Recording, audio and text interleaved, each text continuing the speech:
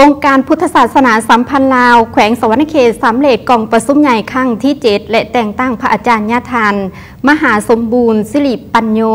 เป็นประธานองค์การพุทธศาสนาสัมพันธ์แขวงองค์ใหม่รายละเอียดมีเดียวในนั้นพรวิไลนำมาวงศามีรายงานกองประชุมใหญ่ครั้งที่7ขององค์การพุทธศาสนาสัมพันธ์ลาวแขวงสวรรณเขตแม่นได้ดำเนินมาตั้งแต่วันที่16หาวันที่17เดือนพฤษภาคมปี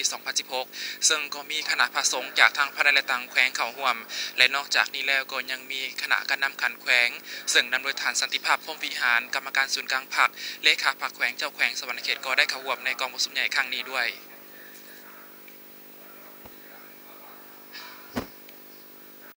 กองประชุมใหญ่ครั้งที่7ขององค์การพุทธศาสนาสัมพันธ์ลาวแขวงสวรรณเขตได้จัดขึ้นในระหว่างวันที่16หาวันที่17พฤษภาคม2016ที่หอวัฒนธรรมไกรสอนพรหมวิหารโดยการเป็นประธานของพระอาจารย์มหางรดำรงบุญประธานศูนย์กลางองค์การพุทธศาสนาสัมพันธ์ลาว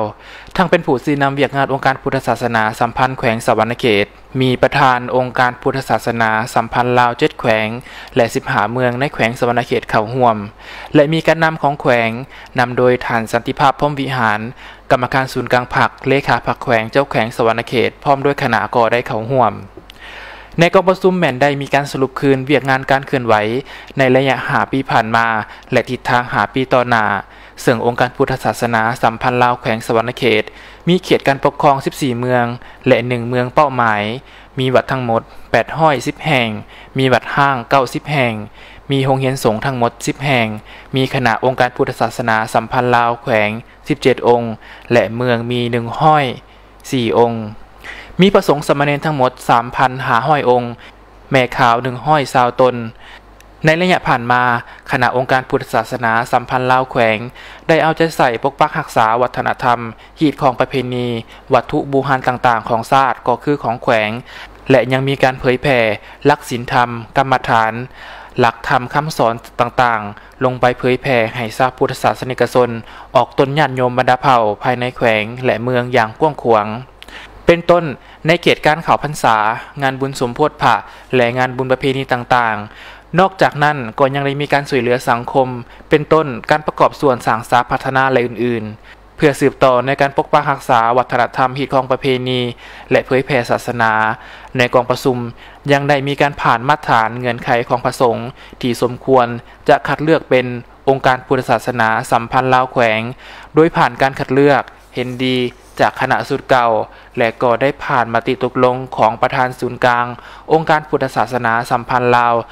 ในการแต่งตั้งประธานและคณะประธานองค์การพุทธศาสนาสัมพันธ์ลาวแขวงสุดใหม่ในนั้นได้รับเอาพระอาจารย์ญาติมหาสมบูรณ์สิริปัญโยเป็นประธานองค์การพุทธศาสนาสัมพันธ์ลาวแขวงสวรรณเขตองค์ใหม่อย่างเป็นทางการ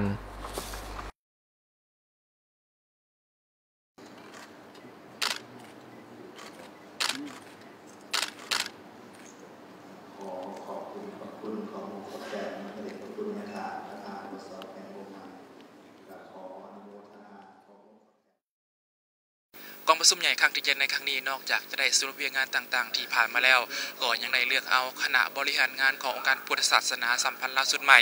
ซึ่งได้เลือกเอาญาติฐานมหาสมบูรณ์สิริปัญโยเป็นประธานและท่านผู้ชมที่ผ่านไปทั้งหมดนั้นก็คือภาพบรรยากาศของกองประชุมใหญ่ครั้งที่7ขององค์การพุทธศาสนาสัมพันธ์ลาวแขวงสวรรณเขตวีรพงษ์เทพโพธิ์ถ่ายภาพพรวิไลนามวงศารายงานจากหอวัฒนธรรมไกรสอนพรหมวิหาร